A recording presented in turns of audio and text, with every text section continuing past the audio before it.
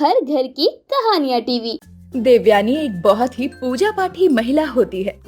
वो दिन के आठों पहर राम जी का भजन गीत गाती रहती है और बस उनकी भक्ति में ही लीन रहती है।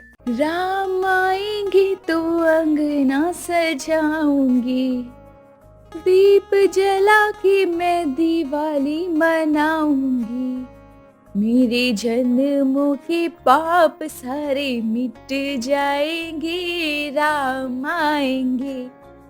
हे राम जी, मेरी बस यही कामना है कि सबके जीवन में खुशियां आए और मेरे बेटे की शादी अच्छे से हो जाए।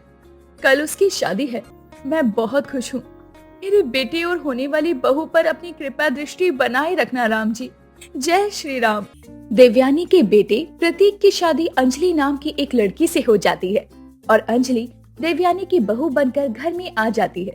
लेकिन जहाँ देवयानी राम जी की परम भक्त होती है, वहीं अंजलि उसके विपरीत होती है, क्योंकि अंजलि एक नास्तिक होती है। शादी के दूसरे दिन पहली रसोई की रस्म के दौरान, ये लो अंजलि बहू, ये तिलक लगाओ गैस पर और स्वास्तिक बनाओ, जिसके बाद इस पर अक्षत बनाना और ये गुड़हल के फूल रखकर माँ अन्नपूर्णा का स्मरण करके अपनी पहली रसोई की रस्म शुरू करना। लेकिन मम्मी जी, वो मैं क्या अंजलि बहू? मम्मी जी, मैं भगवान में नहीं मानती हूँ, इसीलिए प्लीज मुझसे ये सब मत करवाइए। मैं पूजा पाठ नहीं कर सकती, सॉरी। क्या? अरे पगला गई है क्या बहू?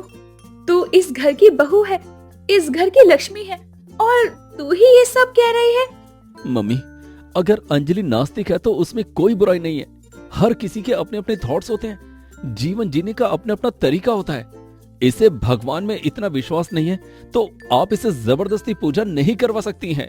लेकिन प्रतीक बेटा, नास्तिक होना गलत है ये नहीं कह रही हूँ मैं, बल्कि भगवान है ये कह रही हूँ मैं। अंजलि बहू, भगवान हर जगह है, वो सदैव हमारे साथ हमारी रक्षा करते हैं। तुम पर मैं और कोई जोर जबरदस्ती नहीं करूंगी, लेकिन अपनी सोच को बदलना होगा बहू। नहीं मम्मी जी, मैं जानती हूँ मुझे मेरे जीवन को किस तरह जीना है, जीने दीजिए। आप मुझे क्या कैसे करना है और क्या कैसे सोचना है ये सब मत सिखाइए। मैं सैंडविच बना रही हूँ प्रतीक, मुझे हलवा वगैरह नहीं आता। अब 2-3 दिन सीखूंगी यूट्यूब पर, उसके बाद बना दूंगी। देवयानी को अपनी मॉडर्न नास्तिक बहू को देखकर काफी दुख होता है। वो घर के पूजा घर में रखे राम जी के प्रतिमा के पास जाकर भावुक होकर कहती है, ये सब क्या है राम जी? मेरी बहू ऐसी सोच क्यों रखती है? राम जी, आप जानते हैं मेरा इस दुनिया में आपके अलावा और कोई नहीं है। मैंने अपना जीवन बस आपको ही समर्पित कर दिया है प्रभु। इस भक्त की भक्ति को स्वीकार कीजिए और मेरी बहू की नास्तिक सोच को आस्तिक बना दीजिए। ये मेरी आपसे विनती है। मैंने कभी भी नहीं सोचा था कि मेरी बहू ऐसी होगी। एक दिन की बात है, जब देवयानी राम जी के भजन लगाती है, तभी अंजलि अपने कमरे में जोर जोर से पार्टी सॉन्ग बजाकर नाच रही होती है। तमा तमा लोगे, तमा तमा लोगे तमा। हे राम जी, ये अंजलि बहू भी ना, सच में। देवयानी अंजलि के कमरे में जाकर उसके कमरे का स्पीकर बंद करती है और उससे कहती है, अंजलि बहू, ये सब क्या सुन रही है तू? शाम के 7 बजे मैं राम जी के भजन सुनती हूँ और तू ये सब सुन रही है? तुझे कोई शर्म है या नहीं? इसमें कैसी शर्म है माँ जी? अब जैसे आपको राम जी के भजन गीत पसंद है, वैसे ही मुझे ये सारे गाने पसंद है। उसमें कौन सी बड़ी बात है? मैं आपके कहने से ये बंद नहीं करने वाली। अब मुझे कुछ भी करने से रोक या टोक नहीं सकती हैं आप, समझी? इसलिए जाइए यहाँ से। अंजलि बहुत ढीठ होती है और वो अपनी सास की एक नहीं सुनती। एक दिन नाश्ते के समय देवयानी प्रतीक और अंजलि से कहती है, प्रतीक बेटा, अंजलि बहू, जल्दी ही हमें हवन रखना होगा घर पर। बहुत दिन हो गए हैं, अब तुम दोनों की शादी को भी बहुत समय हो गया और शादी के बाद हवन रखना बहुत जरूरी होता है। तुम दोनों ने बाकी सबके आशीर्वाद तो ले लिए हैं, लेकिन राम जी के आशीर्वाद को अभी तक नहीं लिया। वो तभी मिलेगा जब तुम दोनों साथ में हवन में बैठोगी। ठीक है मम्मी, पर अंजलि, क्या तुम बैठोगे हवन में? बिल्कुल भी नहीं, मैं किसी हवन में नहीं बैठने वाली। मुझे आग के धुएं से एलर्जी है, जल्दी खांसी आ जाती है। प्लीज प्रतीक, मैं आप दोनों को पहले ही ये बता चुकी हूँ, मैं इन सब में विश्वास नहीं करती, तो मुझसे कोई उम्मीद मत रखिए। इन सब के बारे में तो बिल्कुल नहीं, और आप ही लेते रहिए अपने राम जी का आशीर्वाद। अंजलि इतना कहकर नाश्ता छोड़कर अपने कमरे में चली जाती है और ये सब देखकर देवयानी को बहुत बुरा लगता है। कुछ महीनों बाद अंजलि गर्भवती हो जाती है। तभी देवयानी बहुत खुश होती है। हे राम जी, अंजलि बहू, तुमने मुझे आज बहुत बड़ी खुशखबरी दी है। प्रतीक बेटा, मैं दादी बनने वाली हूँ और तू पापा। मुझे तो विश्वास ही नहीं हो रहा। हाँ मम्मी, मुझे भी। काश तेरे पापा भी आज हमारे साथ होते। इस वक्त वो दादा बनने की खुशी में झूम उठते।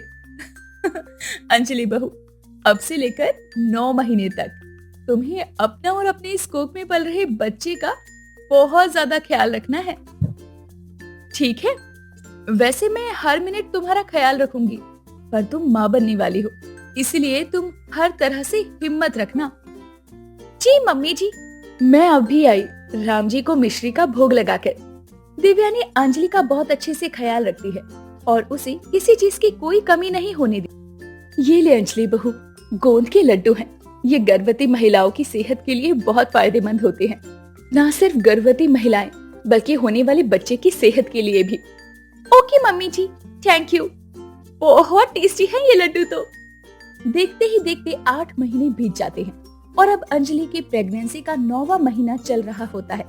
अंजलि बहू, ये लो, ये राम जी का प्रसाद खा लो। 22 जनवरी नजदीक आ रही है।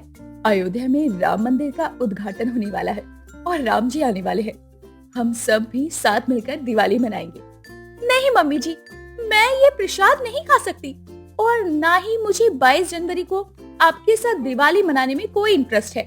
आपको 1000 बार बताने के बाद भी आपको मेरी बात समझ नहीं आती क्या? मुझे इन सब में विश्वास नहीं है। अपने लिए ना सही तो अपने होने वाले बच्चे के लिए खा ले बहू। एक दादी की ये ख्वाहिश पूरी कर दे। प्रसाद नहीं, लेकिन एक मिठाई समझकर ही खा ले बहू। ठीक है, दीजिए। अंजलि उस प्रसाद को खाती है। फिर एक दिन जब 22 जनवरी का दिन होता है, तभी देवयानी ने पूरे घर को सजाया होता है और हर तरफ दियों की जगमगाहट होती है। तभी दोपहर के वक्त अचानक से अंजलि के पेट में जोरों का दर्द होने लगता है और उस वक्त घर पर कोई नहीं होता।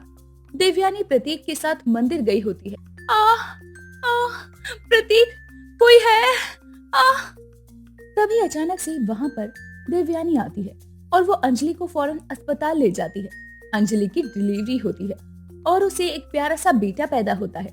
तभी वहाँ पर देवयानी और प्रतीक पहुँचते हैं और तभी अंजलि देवयानी से कहती है, अच्छा हुआ मम्मी जी, आप सही समय रहते घर आ गई, वरना ना जाने आज क्या होता। मम्मी जी ही मुझे घर से यहाँ हॉस्पिटल तक लेकर आई हैं। क्या? अंजलि बहू, ये तुम क्या कह रही हो? मैं नहीं आई थी घर पर और ना ही तुम्हें यहाँ अस्पताल लाई। मैं तो प्रतीक के साथ ही थी। हाँ अंजलि, मम्मी मेरे साथ ही थी। प्रतीक और देवयानी की ये बात सुनकर अंजलि हैरान रह जाती है। क्या? अगर आप नहीं थी तो वो आपके रूप में कौन थी? बहू, वो कोई और नहीं, राम जी ही थे। उन्होंने ही मेरा भेष धारण करके तुम्हारी मदद की और देखो, आज 22 जनवरी के दिन ही तुम्हें बेटा हुआ है। स्वयं राम लल्ला जन्म लेकर आए हैं। हाँ अंजलि, वो राम जी ही थे। हाँ मम्मी जी, प्रतीक, आज मुझे भी यकीन हो गया कि सच में भगवान होते हैं।